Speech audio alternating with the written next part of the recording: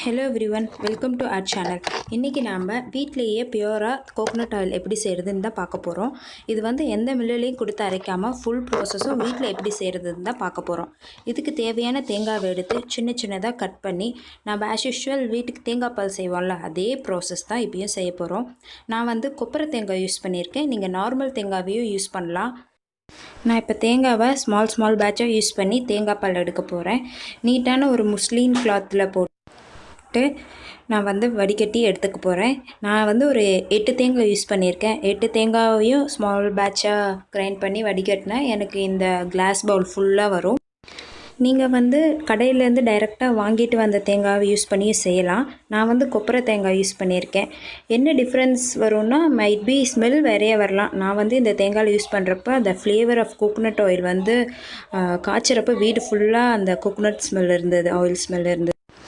இப்போ இதை கவர் பண்ணி ஓவர் நைட் நான் வைக்க போகிறேன். நீங்கள் வேணால் ஃப்ரிட்ஜில் வச்சுக்கலாம். நான் வெளியே வச்சுருந்தேன்.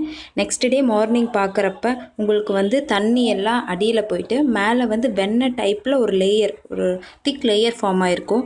நீங்கள் மேலே இருக்க வீடியோ பார்த்தாவே தெரியும். அதை லைட்டாக ஸ்பூன் யூஸ் பண்ணி ஸ்லோவாக அந்த லேயரை மட்டும் எடுத்து வேறு கடாய்க்கு மாற்றிக்கோங்க. ஏன்னா இதை நம்ம காய்ச்சி தான் எண்ணெய் எடுக்க போகிறோம். இதுக்கு மேலே இருக்க ப்ராசஸ் லைக் நம்ம வீட்டில் நெய் காய்ச்சுவோம்ல வெண்ணெயிலேருந்து, அதே டைப்பில் தான் நம்மளும் பண்ண போகிறோம். இப்போ மேலே இருக்க அந்த லேயர் ஃபுல்லாக கலெக்ட் பண்ணி நம்ம இப்போ அடுப்பில் வச்சு சிம்மில் வச்சுக்கோங்க. மீடியம் ஃப்ளேம் கூட வேண்டாம். ஃபுல் ப்ராசஸையும் சிம்மில் வச்சு பண்ணிங்கன்னா உங்களுக்கு நல்ல குவான்டிட்டியும் கிடைக்கும், குவாலிட்டியாகவும் இருக்கும். நார்மலாக எப்பயும் போல் அடிப்பிடிக்காமல் கிளறிட்டே இருங்க. நம்ம சிம்மில் வச்சுருக்கனால இந்த ப்ராசஸ் டைம் எடுக்கும். எனக்கு 15 to 20 மினிட்ஸ் ஆச்சு. விடாமல் கிளறிக்கிட்டே இருந்தீங்கன்னா எந்த ஒரு கருகின ஸ்மெல்லும் வராமல் இருக்கும். இப்போ பார்த்தீங்கன்னா உங்களுக்கு ஒரு க்ரீமி டெக்ஸ்சர் வந்திருக்கும். இதோட நெக்ஸ்ட் ஸ்டேஜில் இருந்தால் உங்களுக்கு இதில் ஆயில் பிரிய ஆரம்பிக்கும். விடாமல் கிளறிட்டே இருந்தீங்கன்னா லைக் crumble ஆன மாதிரியான ஸ்ட்ரக்சர், லைக் மேலே பார்த்தீங்கன்னா உங்களுக்கு தெரியுதில்ல, அந்த பதம் வரும். இப்போயே லைட்டாக ஆயில் வர ஆரம்பிச்சிருக்கு. உங்களுக்கு வீடியோவில் தெரியுதான்னு தெரியல, பட் லைட்டாக கார்னரில் பார்த்தீங்கன்னா தெரியும். அடுப்பு சிம்லே வச்சு பண்ணுங்கள், மறந்துடாதீங்க. இப்போ பார்த்தீங்கன்னா எண்ணெய் நல்லா வர ஆரம்பிச்சிருக்கு. இந்த கலர் இப்போ ஒயிட்டாக இருக்கா. நீங்கள் இன்னும் கிளற இது நல்ல ஒரு ப்ரௌனிஷ் கலரில் வரும்.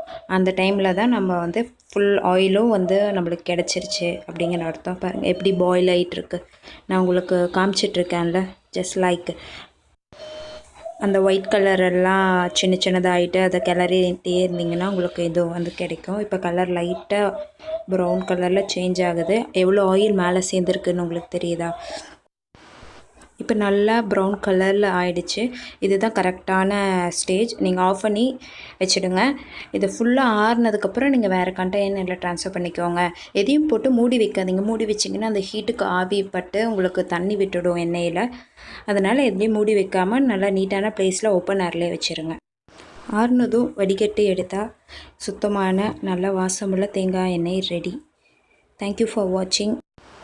மறக்காமல் சப்ஸ்கிரைப் பண்ணுங்கள். சைடில் இருக்க பெல் பட்டனை கிளிக் பண்ணிவிடுங்க.